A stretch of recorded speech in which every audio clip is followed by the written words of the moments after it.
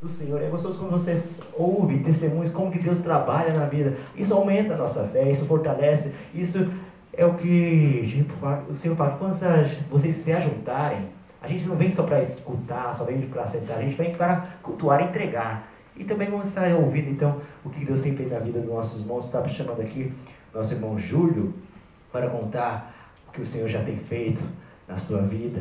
Amém? Onegai shimasu. Onegai shimasu, gente. Saúde a igreja com a paz do Senhor, amém? Amém. Gostaria de, antes, ler um versículo rapidamente, Romanos 5.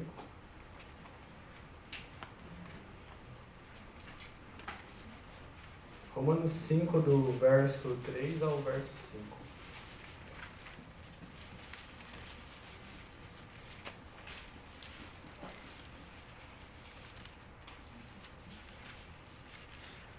Amém?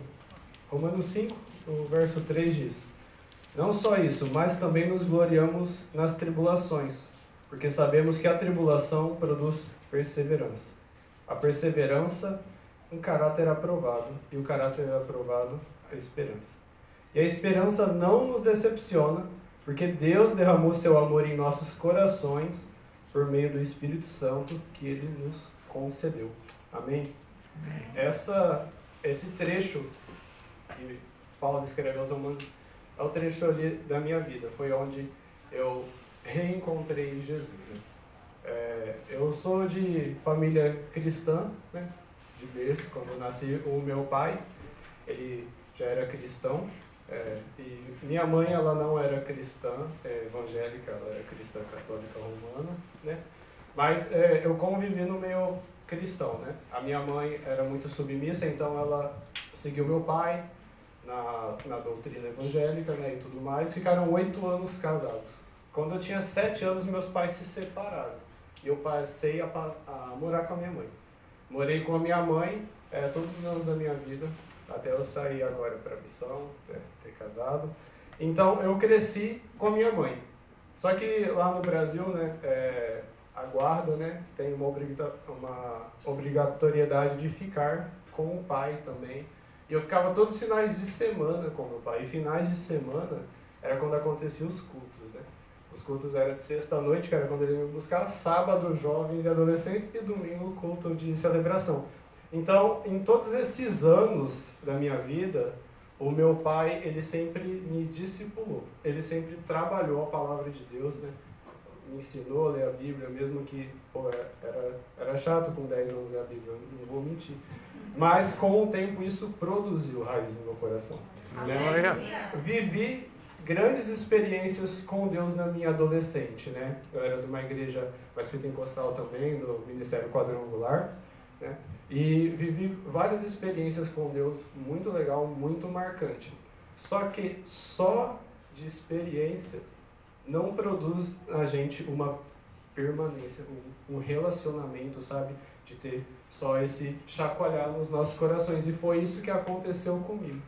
Aos meus 15 anos, mais ou menos, eu começava a me questionar se essa era totalmente a verdade, era só isso mesmo, ou se tinha alguma coisa lá fora mesmo.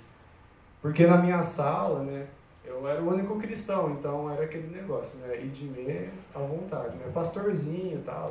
Eu apanhava e não revidava, né. Mesmo assim meu pai colocou na luta, fiz Kung Fu e tal, mas não revidava, porque eu aprendi que não era tão legal. Quando eu revidava, ele brigava comigo em casa. Mesmo orgulhoso, mas ele brigava comigo em casa porque sabia que era errado. Enfim, eu cresci nessa dificuldade vendo todo mundo fazer diferente daquilo que eu fazia. E aí eu falei, eu vou dar um pulinho lá. Vamos ver como que é. E aí, irmãos, eu fiquei mais ou menos dos meus 16 anos até os meus 20 anos de idade. Hoje eu tenho 27, esse ano eu faço 28. Eu fiquei mais ou menos essa faixa de 3 anos e meio a 4 anos e meio fora. Me revoltei contra meu pai, né? Como a gente aprendeu nas aulas, eu no começo fui na parede da rejeição. Ninguém gostava de mim na escola, por conta de que eu era cristão e tudo mais. Eu era alto, magrelo, né? Agora eu já estou meio cheinho. Mas eu era sempre muito rejeitado por todos. Aí tinha aquelas frases, né? Meu pai zoando, né? é que eu te achei no lixo e tal. E isso daí vai marcando. E quando eu fui pro mundo, vamos dizer assim, ele me acolheu. Então eu fui para a parede da rebelião, me rebelei contra os meus pais e falei, não, vocês não sabem o que é bom, eu tô vivendo um negócio legal aqui, tô cheio de amigo agora, uma coisa que eu não tinha era amigos, né, e agora eu tô rodeado de amigos. E esse foi o declínio da minha vida, foi que minha vida começou a cair e a cair. Então era balada, festa, bebida, mulheres, e era isso. E eu sempre trabalhei muito, né, desde os 12 anos meu pai me ensinou a trabalhar. Quando eu fiz 12 anos, ele me deu um presente que eu nunca esqueço. Ele me deu um currículo e uma caneta. E falou, preenche, porque está na hora de você trabalhar. E aí eu comecei a trabalhar com 12 anos de idade. Então, as minhas coisas, eu também sempre conquistei. Meu celular, meu computador, minhas roupas. Então, eu falava para minha mãe, eu não tenho que te dar satisfação. E minha mãe, ela era muito aberta comigo em relação disso. Ela falou, se você quer viver sua vida, eu não vou impedir. Contanto que, se você cometer um crime ou engravidar uma menina, eu te expulso de casa. Você pode ficar aqui comigo se você não fazer isso. Esse eram os limites da minha mãe. Porque ela não realmente, verdadeiramente conheceu a Cristo. Ela não conheceu a verdade de Jesus. E eu vivi tudo isso. Sofri um acidente de moto, tinha acabado de tirar a carta. Fui apostar corrida com uma 150 contra uma 350, 400. É paralelo, é igualzinho as duas motos. Fui apostar corrida com um amigo, escorreguei a 120 km por hora, ia bater num poste de luz. Se eu tivesse batido, não tinha sobrado metade, né? Porque o Júlio pesava 50 quilos naquela época, então era muita pouca coisa. E sempre que eu tinha essas... caía assim, me machucava, né? Brigava com alguém, ou acontecia algo, sempre eu ouvia alguma coisa me dizendo que aí não é o seu lugar, aí não é o lugar para você estar, não foi para aí, não foi para isso que eu te chamei, não foi para isso que eu te criei, para estar nesse lugar, para fazer essas práticas. Eu falo, irmãos, que em todo esse período de trevas que eu passei na minha vida, eu tive a plena consciência de que se eu morresse, eu iria para o inferno. Eu tinha consciência da pessoa de Cristo. Eu tinha consciência da verdade, mas a revolta gritava no meu coração de não, agora eu estou vivendo algo legal, agora eu estou vivendo algo bacana, as pessoas me amam. Até que em um dia eu estava sozinho com o carro, fui para uma balada em outra cidade. E eu cheguei na balada, tinha uma fila assim, enorme, e eu entrei na fila. E eu tinha muitos amigos que eram promoters, né? Eles eram os que gerenciavam essas festas, então eu nunca pegava fila. Só que aquele dia eu fui sozinho, e aí eu fui em filas gigantes, pra ficar horas lá para entrar na balada. E eu lá naquela fila, assim, e pensando, né? E o Espírito Santo falando, o que você está fazendo aí? O que você escolheu fazer da sua vida? Por que você está fazendo isso? Porque... primeiramente, a minha rebelião não era contra os meus pais, mas era contra Deus. Era contra a vontade daquilo que Ele me criou. E, cara, aquilo falou tão forte no meu coração que eu olhei pra mim e falei, é verdade, o que eu tô fazendo aqui? E aí eu peguei o carro e eu fui embora naquela noite. Peguei, voltei pra casa chorando a viagem inteira. Assim, era uma cidade longe, quase uns 100 quilômetros. Eu voltei para casa chorando e falei, cara, alguma coisa aconteceu, alguma coisa eu preciso mudar na minha vida. E foi naquele momento que eu entendi aonde era para eu estar e onde era o meu lugar. Então, o que eu venho trazer para vocês hoje aqui, o que eu quero compartilhar um pouco da minha história, é que lá fora não tem nada para oferecer para mim. E vocês não precisam cair num erro como eu caí.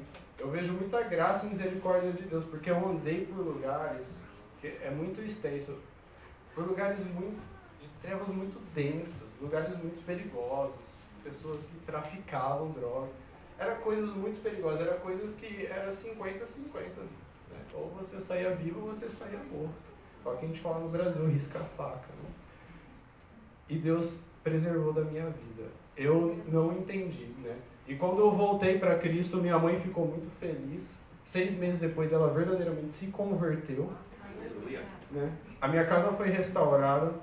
Né? A gente mora com o meu avô, o pai da minha mãe, desde da separação. Né? E cara, eu nunca vi a casa tão feliz, sabe? E a casa tão farta. Né? Eu trabalhava muito, mas sempre faltava as coisas, sempre faltava dinheiro, sempre faltava as coisas. E eu ganhava muito dinheiro, porque eu sou engenheiro civil de formação, então eu trabalhava com engenharia, tinha uma empresa, mas sempre faltavam as coisas em casa. E eu não tenho que trabalhar mais, eu tenho que trabalhar mais, eu tenho que trabalhar mais. Né? Até que um dia Cristo também me parou pela segunda vez. Eu falo que quando eu voltei para Cristo, eu entendi que eu sou servo. E aí quando eu tive essa volta, eu servia muito. Foi aí que eu voltei para os ministérios de música, louvor e adoração na minha igreja. E comecei a trabalhar muito ativo. Ficava de segunda em segunda na igreja.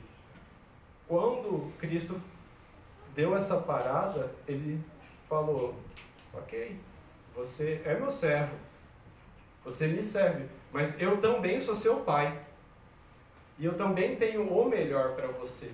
Porque todas as vezes que eu ia dormir, o meu celular era muito atribulado, muita mensagem, gente enchendo o saco, trabalho, eu colocava no modo avião. E sempre alguma coisa falava para mim, cara, você vai colocar no modo avião toda noite nisso daí, mas você nunca vai usar realmente a modalidade. A gente coloca no modo avião quando a gente vai o quê? Viajar. Né?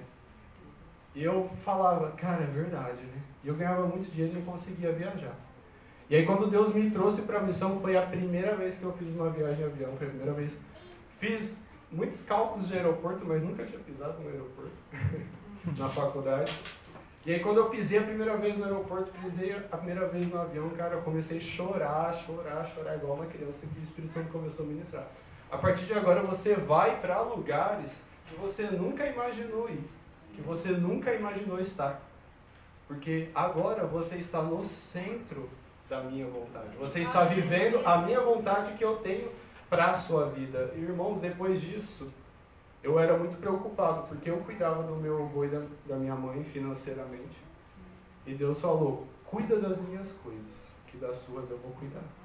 E a minha casa, ela nunca foi tão próspera quanto agora que eu estou fora, que eu dou trabalho para minha mãe, dou prejuízo. Não, cara, nunca vi tanta fartura na minha casa. Às vezes minha mãe fala, manda um boleto aí que eu vou te mandar tanto. Aí na outra semana ela manda de novo. Eu falo, o que está acontecendo? Ela, não, tá sobrando dinheiro aqui, eu não sei o que está acontecendo, eu vou te mandar, porque aqui eu não preciso. Quando a gente está no centro da vontade de Deus, a gente vai experimentar e viver coisas inacreditáveis, sabe? É difícil de comunicar isso. Então, não se apegue às belezas do mundo. Não olhe para aquilo que o mundo parece ser belo a oferecer, porque realmente não é. E também não se apegue às belezas da vida, do cotidiano, daquilo que o mundo pode oferecer de conforto, porque aquilo também é passageiro e aquilo também é temporário. Que todos nós possamos olhar para Cristo hoje e possamos ver a beleza de estar na vontade dele. Né? E aí eu pude entender certinho que o sofrimento produz paciência. Né? Essas dificuldades, essas tribulações gera na gente. E quando isso é testado, isso é provado por Deus, gera esperança. Mas essa esperança que foi gerada depois, ela não morre, porque essa esperança é o Espírito Santo que vive em você hoje. Aleluia. Amém? Pastor, obrigado pela oportunidade. Deus abençoe. Aleluia.